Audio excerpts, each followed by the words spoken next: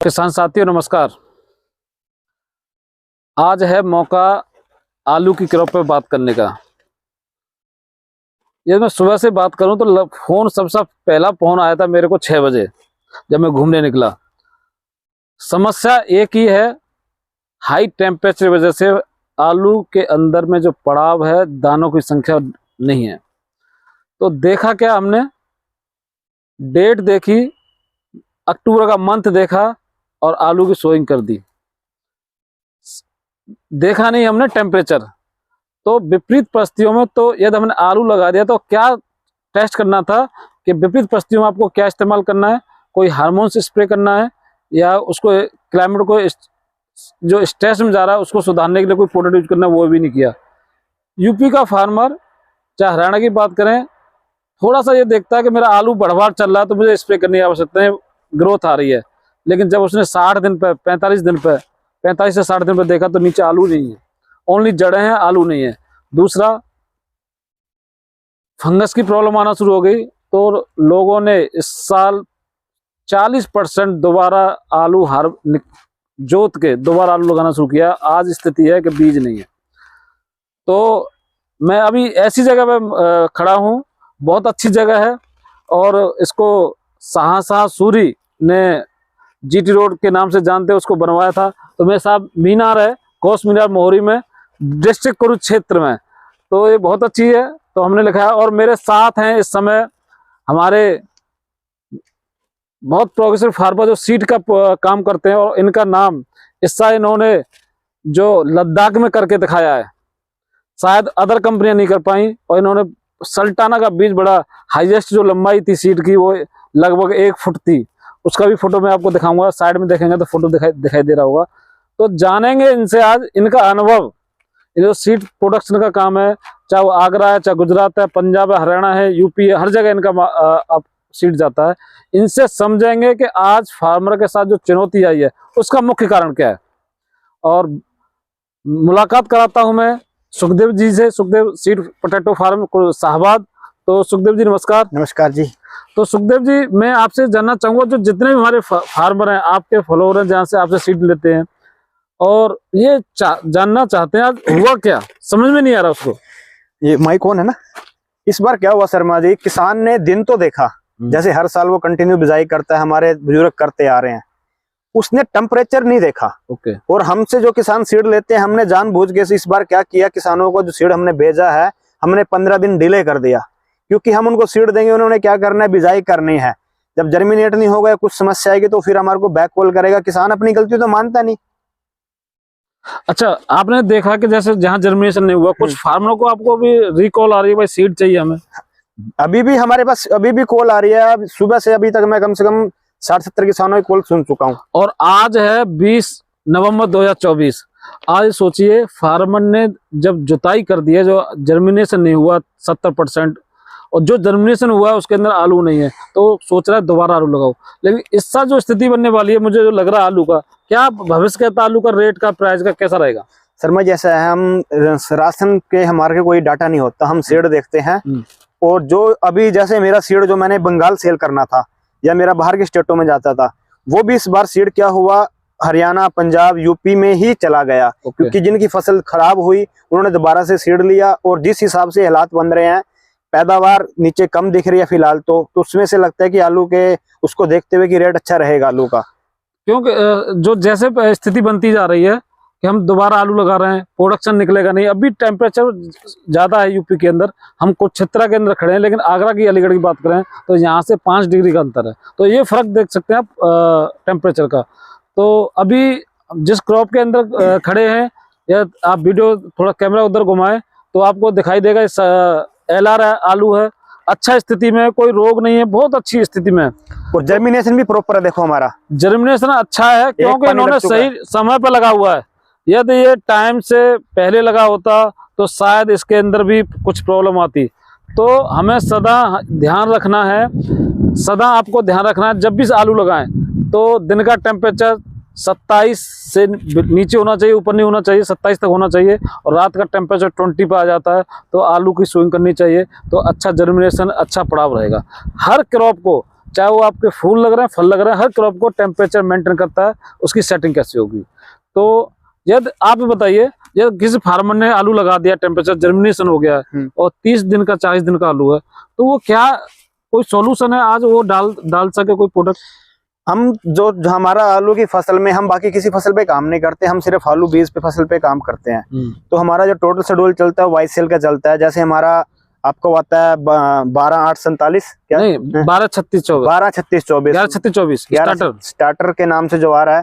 First spray में हमारा 1.5 kilo पर एकड़ वो जा रहा है। ओके।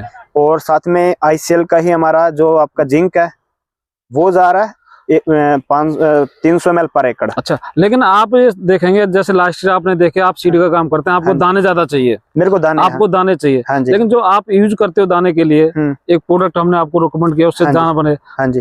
फर्टिफिलो 12/6/+ उसका क्या रिस्पॉन्स रहा था लास्ट ईयर? उसे हमने जब डाला तो उसमें जैसे हमने कुछ खेतों में हमने ट्रायल की, बहुत से किसानों की एक चीज मेरा क्लियर कट काम है, रेट को लेके बहुत किसान बोलते हैं, हम कॉस्ट नहीं देखते फर्टिलाइजर की, हम अपने प्रोडक्ट का देखते हैं कि हमारी जमीन में प्रोडक्ट डालने के बाद क्या रिजल्ट आए। अगर 1 एकड़ में मेरे 50 बैग ज्यादा निकले तो मेरे को कॉस्ट कोई मायने नहीं रखती प्रोडक्ट की। हमने जो आपको प्रोडक्ट डाला था उससे जिस खेतों में डाला उसमें हमारे को ट्यूबर ज्यादा मिले। तो देखो साथियों, कैल्शियम और पोटास का ट्यूबर बनाते हुए बहुत बड़ा रोल है। जो रूट कैप होती है उस समय रूट कैप बनती है कैल्शियम से। यदि उस समय आपने कैल्शियम दे दिया और वो भी कैल्शियम वाटर सोल्यूबल फॉर्म में रहेगा, आप पानी लगा रहे हैं और 35 से 40 दिन बाद आप प्रोडक्ट डालते हैं फर्टिपिलो 12/6/12 कैल्शियम, जैसा सुखदेव जी ने बताया, तो उस समय आपके दाने की बनने की संख्या समय होता है, उस समय संख्या ज्यादा बनेगी। और जब संख्या ज्यादा बनेगी तो आपका सीड ज्यादा अच्छा होगा। लेकिन वे संख्या ज्यादा होगी, जिसको राशन पर रखना है, तो यदि उसको मोटा करना है तो क्या करते हैं? हम मोटा करने के लिए जो आपको क्या नाम, मैं प्रोडक्टों के नाम ही भूल जाता हूं, पोटेशियम प्लस, पोटियम, वो डालते हैं हम अपनी आलू पर। हम नहीं डालते जो राशन वाले किसान है, क्योंकि हमारे लिए ज्यादा बड़ा आलू हो गया, मोटा हो गया तो हमारा राशन में चला जाएगा। हम सीड, जितना भी सीड हमारा सीड साइज आलू होगा हमारे लिए उतना बढ़िया रहेगा। आपको तो ये चाहिए मुझे 55 mm का, 55 से भी छोटा, 55 से नीचे चाहिए, 50 mm के बीच में 55 चाहिए। तो आपको तो जितने दाना बनेंगे उतना अच्छा है। दूसरी चीज क्या है, किसान क्या करता है, उसका मैनेजमेंट नहीं है फसल को लेके। उसको क्या है कि कौन सी स्प्रे कब करनी है, कौन सा खाद कब करना है, कब डालना है, वो उस पर ध्यान नहीं देता। वो सोचते किसी भी टाइम कोई भी चीज डाल दी जाए वो काम करेगी। लेकिन एक मैसेज, आपका सीड यूपी बहुत जाता है, मैं आगरा गया, सिरसागंज गया, अलीगढ़ गया, वहाँ के फार्मर आपके साथ बहुत जुड़े हुए हैं। हाँ जी। वहाँ का फार्मर मैंने देखा है, प्रैक्टिस है फार्मर की, 60 दिन पे 55 दिन पे पहला स्प्रे करना स्टार्ट करता है। यही तो किसान, क्या वो सही प्रैक्टिस है? यही तो किसान गलती करता है जी। हमारी स्प्रे पहले 18-20 दिन पे इस पे भी एक स्प्रे हो चुकी है, और ये आलू 28 तारीख को 1 महीने को होगा जो आप देख रहे हो। अब मैंने वो एक स्प्रे कर दी और एक स्प्रे इस पे अभी 2 दिन बाद, आज खाद डल रहा है यूरिया, तो 2 दिन बाद, मतलब कि मेरी 60 दिन की फसल है तो 60 दिन में मेरी 5 से 6 स्प्रे जानी है। और हम टेम्परेचर को देख के, मौसम को देख के, टेम्परेचर कैसे बदल रहा है, कौन सी स्प्रे अर्ली हो जाएगी, कौन सी डिले करनी है, वो सब कुछ देख के उसके हिसाब से हम चलते हैं।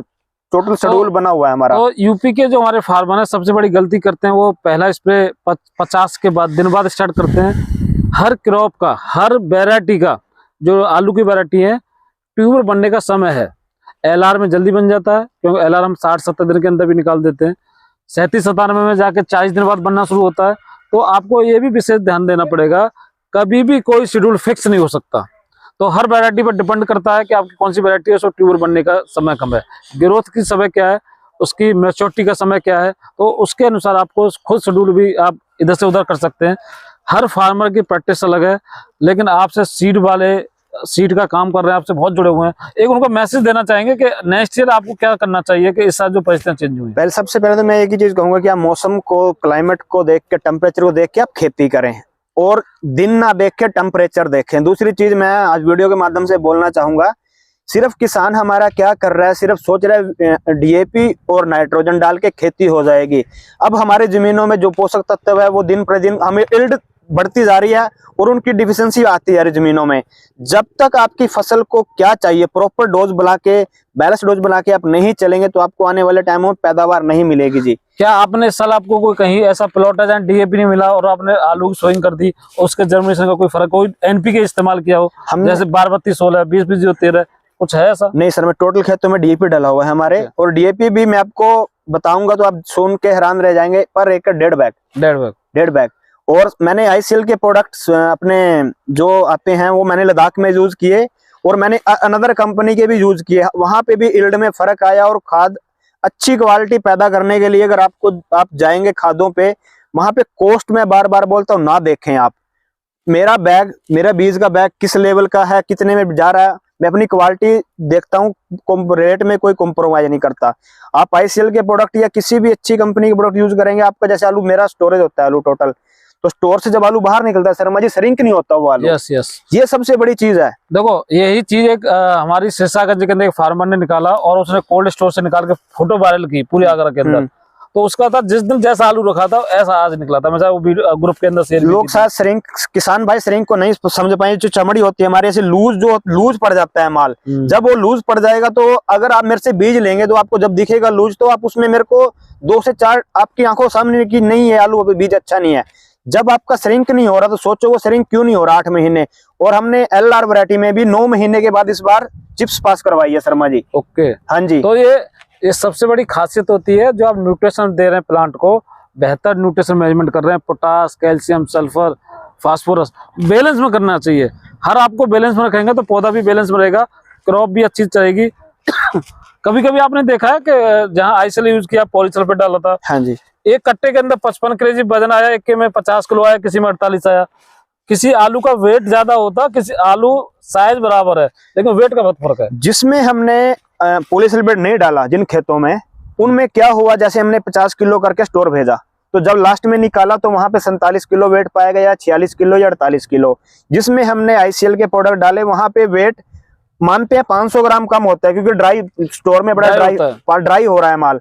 इससे ज्यादा वहां पे वेट लॉस का फंडा नहीं आया। जैसे अभी मैं लास्ट ईयर हिसार में एक फार्मर थे, उनसे बात कर रहा था, तो जो बोरा भर रहे थे उसमें 55 किलो वेट आ रहा था, सेम बोरा था, सेम क्वांटिटी भर रहे थे, वेट कर रहे थे 55 किलो आ रहा है, और दूसरे में उनका 48, किसी 49-50 तक आ रहा था। जो 5 kg का जो फर्क आता वेट का, जो वेट निग्गर माल बना देता है। जितना आपका निग्गर माल होगा उतना वेट ज्यादा आएगा। और किसान को तो यही देखना है ना, किसान प्रोडक्ट डालता तो है, आप उसको बोल दो डाल देगा, पर वो टाइम नहीं देखता, वो कब डालना है, कितना डालना है वो नहीं देखता। वो उसको सोचता है कभी भी अगर 50 दिन की फसल है, 60 दिन की फसल है, तो वो सोचता है तब भी नाइट्रोजन डाल दूं। अब आप सुन के हैरान रह जाएंगे, नाइट्रोजन डल रही है अभी शर्मा जी अपनी पर एकड़ में 25 किलो जा रही है। ओके, हाँ जी। तो साथियों, जब भी आपने सीड खरीदना है तो आप कभी भी सुखदेव सीड फार्म पर आप शाहबाद आए, कुरुक्षेत्र में, हरियाणा के अंदर। और जब इनका सीड लगा हुआ है, अभी फसल लगी है, तो एक बार जरूर विजिट करें कि ये क्या क्या स्प्रे करते हैं, क्या प्रैक्टिस अपनाते हैं, इनकी जर्मिनेशन कैसी है, कोई रोग तो नहीं है। तो जब आप सीड खरीदेंगे तो आपको संतुष्टि मिलेगी। विजिट करते रहें, सीड खरीदें, क्वालिटी का सीड खरीदें। 100, 50, 200 रुपये महंगी बोरी मिलती है तो अच्छा है, लेकिन क्वालिटी का सीड होना चाहिए। अभी एक बार ये दिखाओ जी, अभी तक कोई रोगिंग नहीं है, और लीफ देखो आप, बिल्कुल ओपन लीफ दिखेगा आपको। ये सब इसमें आईसीएल के प्रोडक्ट डाले हुए हैं जो सीड की फसल में हम डालते हैं। कोई भी आपको, और जर्मिनेशन 100%, जर्मिनेशन बहुत अच्छा है, कहीं पे छूटा हुआ नहीं है। हाँ जी, जैसे किनारे पे भी होती है, तो ये देखो शर्मा जी, यहाँ पे पानी नहीं आया, यहाँ पे भी जर्मिनेशन निकला हुआ है, ऊपर है ये बहुत यहाँ, और ये देखो ऊपर, यहाँ पे पानी नहीं लगा फिर भी जर्मिनेशन है। तो जो भी वीडियो देख रहे हैं शेयर जरूर करें। और सुखदेव जी का मैं नंबर इस पर चलाऊंगा, सीड फार्म पर, potato seed, Sukhdev seed farm, आपको नीचे जो लाइन दिखाई दे रही होगी उस पर इनका नंबर है। तो कभी भी आपको सीड परचेज करना है तो इनको कॉल जरूर करें। क्वालिटी के लिए कॉल करें, जानकारी के लिए कॉल करें, फ्यूचर कैसा है पोटैटो का उसके लिए कॉल करें। धन्यवाद, बने रहे हमारे साथ। नमस्कार।